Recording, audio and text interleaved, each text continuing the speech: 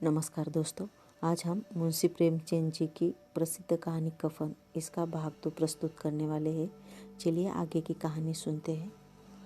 सवेरे माधव ने कोठरी में जाकर देखा तो उसकी स्त्री ठंडी हो गई थी। उसके मुंह पर मक्खियाँ बिनक रही थी। पथराई हुई आंखें ऊपर टंगी हुई थी। सारी देह धूल में लथपथ हो रही थी। उसके पेट में बच्चा मर गया था। माधव भागा हुआ गीसू के पास आया। फिर दोनों जोर जोर से हाय हाय करने और छाती पीटने लगे। पड़ोस वालों ने यह रोना धोना सुना तो दौड़ते हुए आए और पुरानी मर्यादा के अनुसार इन अभागों को समझाने लगे। मगर ज़्यादा रोने पीटने का अवसर न था। कफन की और लकड़ी की फिक्र करनी थी। घर में तो पैसा इस तरह गायब था जैसे चील के घोंसले में मांस। बाप बेटे रोते हुए जमींदार के पास गए। वह इन दोनों की सूरत से नफरत करते थे। कई बार इन्हें अपने हाथों से पीट चुके थे। चोरी करने के लिए, वादे पर काम पर न आने के लिए। पूछा, क्या है बे गिसुआ, रोता क्यों है? अब तो तू कहीं दिखलाई भी नहीं देता। मालूम होता है इस गांव में रहना नहीं चाहता। गिसू ने जमीन पर सिर रखकर आंखों में आंसू भरे हुए कहा, सरकार, बड़ी विपत्ति में हूँ। माधव की घरवाली रात को गुजर गई। रात भर तड़पती रही सरकार।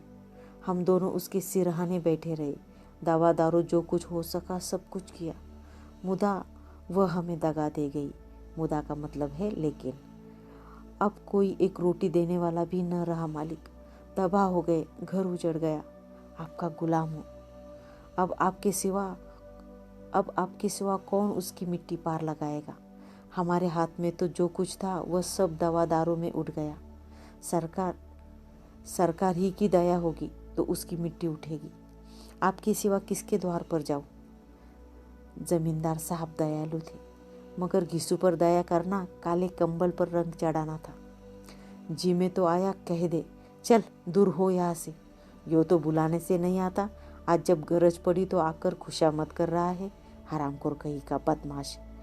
लेकिन यह क्रोध या दंड देने का अवसर न था।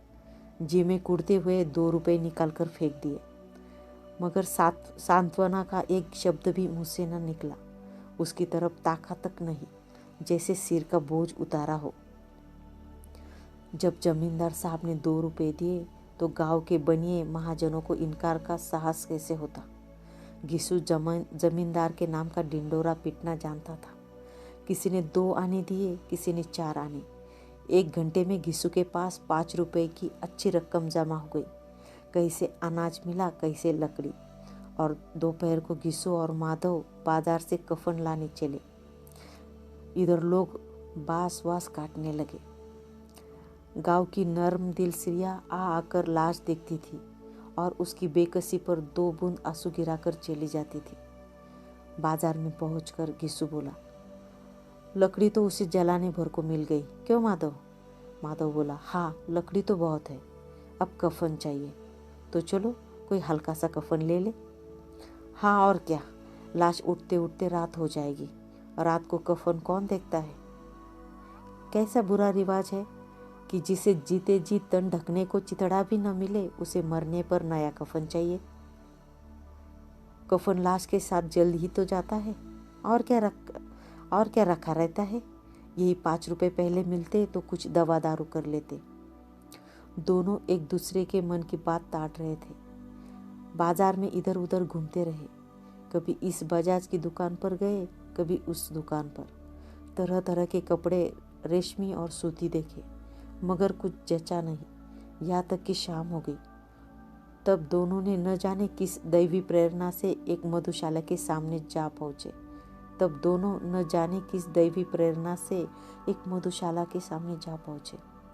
और जिस पूर्व निश्चित व्यवस्था से अंदर चले गए, जैसे किसी पूर्व निश्चित व्यवस्था से अंदर चले गए। वहाँ जरा देर तक दोनों असमंजस में खड़े रहे। फिर गिसू ने गद्दी के सामने जाकर कहा, साहू जी, एक बोतल हमें भी देना। उसके बाद चिकोना आया, तली हुई मछली आई और दोनों बरामदे में बैठकर शांतिपूर्वक पीने लगे। कई कुजिया ताबड़तोड़ पीने के बाद दोनों सरूर में आ गए।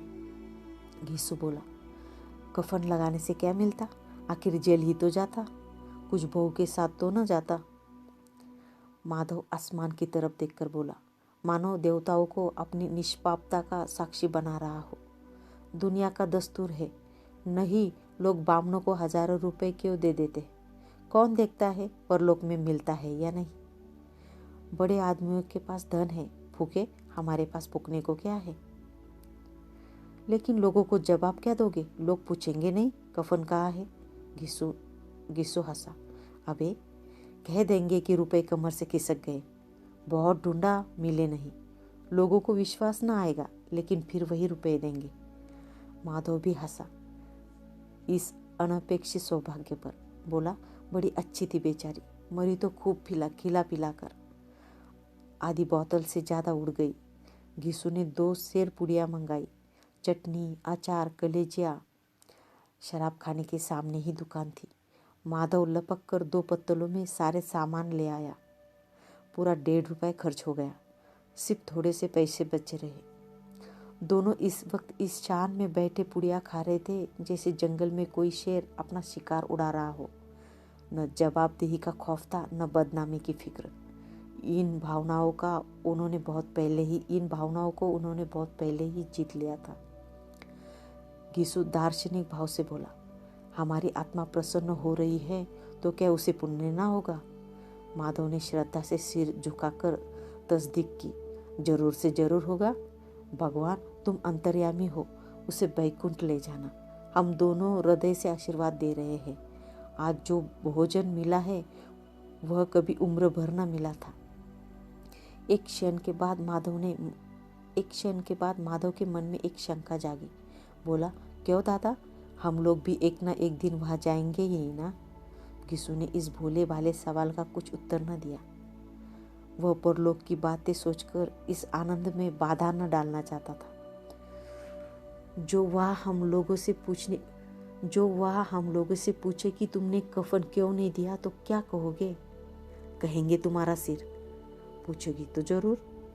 तू कैसे जानता है कि उसे कफन न मिलेगा? तू मुझे गधा समझता है? 60 साल क्या दुनिया में घास खोदता रहा हो, उसको कफन मिलेगा और बहुत अच्छा मिलेगा।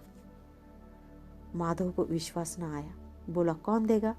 रुपए तो तुमने चट कर दिए, वह तो मुझसे पूछेगी। उसकी मांग में सिंदूर मैंने डाला था। कौन देगा, बताते क्यों नहीं? वही लोग देंगे जिन्होंने आपकी दिया। हाँ, आपके रुपए हमारे हाथ ना आएंगे। जो जो अंधेरा बढ़ता था और सितारों की चमक तेज होती थी, मधुशाला की रौनक बढ़ती जाती थी। कोई गाता था, कोई डींग मारता था, कोई अपने संगी के गले लिपट जाता था, कोई अपने दोस्त के मुंह में कुल्हड़ लगाए देता था। वहाँ के वातावरण में सरूर था, हवा में नशा था। कितने लोग यहाँ आकर चुल्लू में मस्त हो जाते थे। शराब से ज़्यादा यहाँ की हवा उन पर नशा करती थी। जीवन की बाधाएं यहाँ खींच लाती थी और कुछ देर के लिए वे ये भूल जाते थे कि वे जीते हैं या मरते हैं, या न जीते हैं न मरते हैं। और यह दोनों बाप बेटे अभी मज़े ले लेकर चुस्कियाँ ले रहे थे। सबकी निगाहें इनकी ओर जमी हुई थी। दोनों कितने भाग्य के बली है। पूरी बोतल बीच में है। भरपेट खाकर माधव ने बची हुई पुड़िया का पत्तल उठाकर एक भिखारी को दे दिया, जो खड़ा इनकी ओर भूखी आंखों से देख रहा था। और देने के गौरव और आनंद और उल्लास का अपने जीवन में पहली बार अनुभव किया। गिस्सू ने कहा, ले जा, खूब खा और आशीर्वाद दे। जिसकी कमाई है वह तो मर गई, मगर तेरा आशीर्वाद उसे जरूर पहुंचेगा। रोए रोए से आशीर्वाद दो, बड़ी गाड़ी कमाई के पैसे हैं। माधव ने फिर आसमान की तरफ देखकर कहा, बैकुंठ दादा, वो बैकुंठ में जाएगी, बैकुंठ की रानी बनेगी। गिस्सू खड़ा हो गया और जैसे उल्लास की लहरों में तैरता हुआ बोला, हाँ बेटा, बैकुंठ में जाएगी। किसी को सताया नहीं, किसी को दबाया नहीं, मरते मरते हमारी जिंदगी की सबसे बड़ी लालसा पूरी कर गई। वह न बैकुंठ जाएगी तो क्या मोटे मोटे लोग जाएंगे, जो गरीबों को दोनों हाथों से लूटते हैं और अपने पाप को धोने के लिए गंगा में नहाते हैं और मंदिरों में जल चढ़ाते हैं। श्रद्धालुता का यह रंग तुरंत ही बदल गया। अस्थिरता नशे की खासियत है। दुख और निराशा का दौर हुआ। माधव बोला, मगर दादा, बेचारी ने जिंदगी में बड़ा दुख भोगा, कितना दुख झेलकर मरी। वह आंखों पर हाथ रखकर रोने लगा, चीखे मार मार कर। गिसु ने समझाया, क्यों रोता है बेटा? खुश हो कि वह माया जाल से मुक्त हो गई, जंजाल से छूट गई। बड़ी भाग्यवान थी जो इतनी जल्दी माया मोह के बंधन तोड़ दिए। और दोनों खड़े होकर गाने लगे, ठगनी क्यों नैना झमकावे ठगनी, ठगनी क्यों नैना झमकावे ठगनी। पियक्कड़ों की आंखें इनकी ओर लगी हुई थी और यह दोनों अपने दिल में मस्त गाए जाते थे। फिर दोनों नाचने लगे, उछले भी, कूदे भी, गिरे भी, मटके भी, भाव भी बताए, अभिनय भी किए और आखिर नशे में मदमस्त होकर वही गिर पड़े। कथा समाप्त। धन्यवाद।